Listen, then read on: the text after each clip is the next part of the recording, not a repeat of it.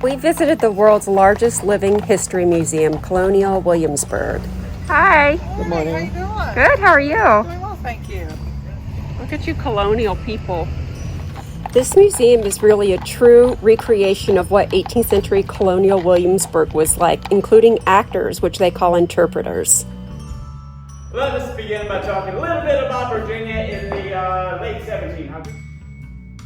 When we arrived, our first stop was the Governor's Palace, which my boyfriend and I loved. Our fifth grader, however, was a little bit bored. Fortunately, the tour wasn't that long. Morning. Early 1750s, this addition was added on. We have the ballroom, followed by the state supper room. He did say it was a ballroom.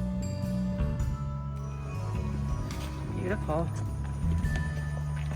Thank you. All right, Brooklyn, are we going to follow you through the maze? All right, let's race through. Just know that I'll probably win because my sense of direction is so good. Behind the Governor's Palace is a pretty awesome maze. It's a hedge maze, and that made up for it because she ran through that thing a bunch of times and decided that was her favorite part of the whole day.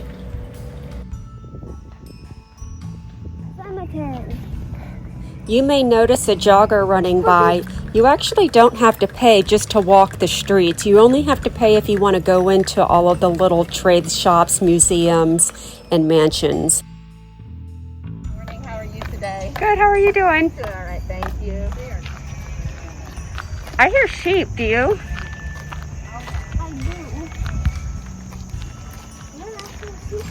Let's go back and see if we can find a sheep. Work is what you're getting from a joiner.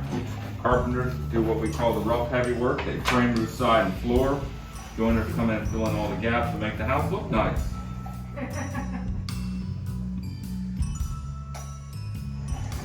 Brooklyn, these gardens are amazing back here. Almost every house has a garden. It's not because they're main resource.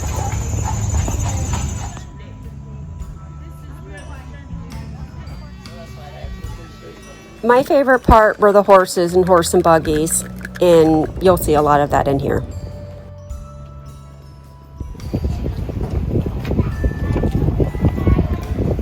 There's a little wooden pistol. There you go. Brooklyn. You guys don't point it at me. One of the parts we really loved is you were really allowed to just roam the grounds and go between houses and see the big gardens behind the homes and wander through those.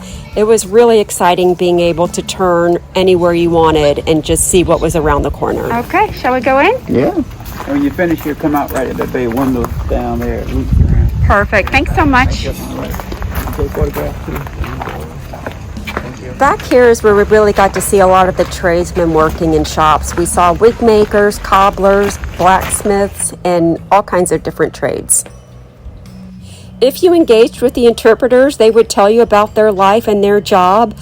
They didn't really break character, so everything that they spoke of was very 18th century. It was pretty cool.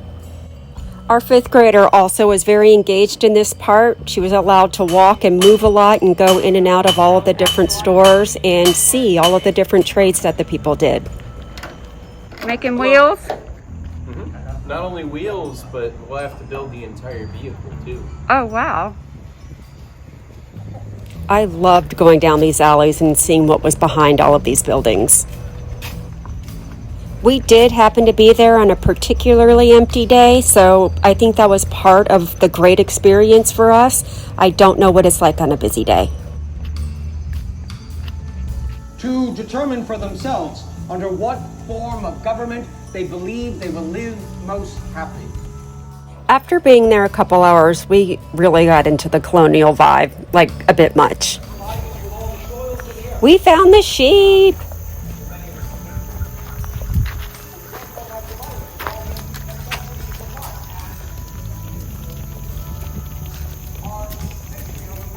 They're so cute.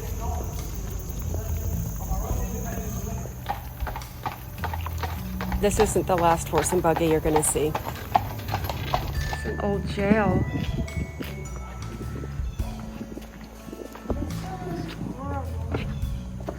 Ooh, look at these. Can you imagine being locked up in here? Can't see a thing. Oh my goodness, it is so dark. They would tie them to the walls. This is one jail that I would not want to go to. Definitely not.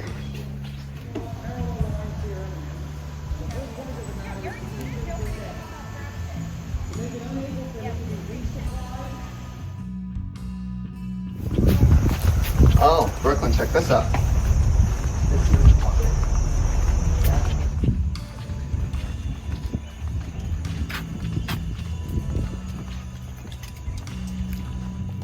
There were a lot of gift shops and opportunities to buy a lot of colonial wares.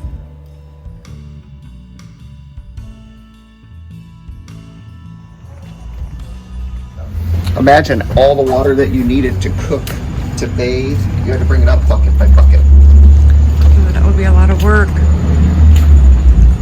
All right, folks, we're back to where we started.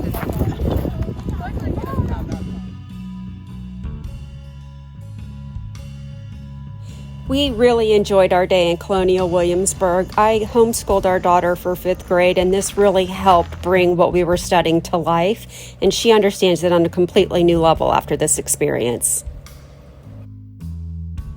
In the evening, we went back and explored the village at night. We saw them light the bonfires. There was a lot of music, and there were a few interpreters giving speeches. So it was very cool at night as well.